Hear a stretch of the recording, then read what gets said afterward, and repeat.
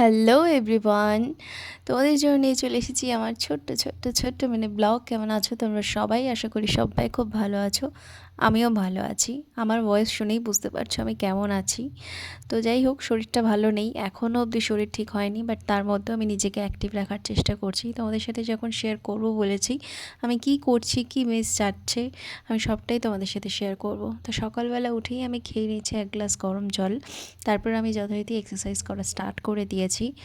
শরীরটা খারাপ হলে আমার মনে হয় নিজেকে রেস্ট দেওয়াও ভালো, বাট যদি করতে পারো তো অবশ্যই করবে। তো আমার এক্সারসাইজ কমপ্লিট হয়ে গেছে, দেন আমি চিলা অ্যান্ড লিকার চা উইদাউট সুগার ব্রেকফাস্ট করেছি। তারপর কাজ ছিল, একটু বেরিয়েছিলাম, এসে খিচুড়ি, চাটনি, ডিমের মামলেট আর এক পিস পাঁপড় ভাজা দিয়ে লাঞ্চটা সারলাম।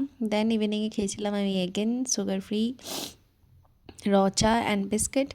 আর তার সাথে সন্ধ্যাবেলা একটু খেতে পাচ্ছিলো ভেজিটেবল দিয়ে পাস্তা। রাতে ডিনারে ছিল চিকেন স্টু অ্যান্ড ব্রেড। তো ইয়ার দ্যাটস ইট, বাই।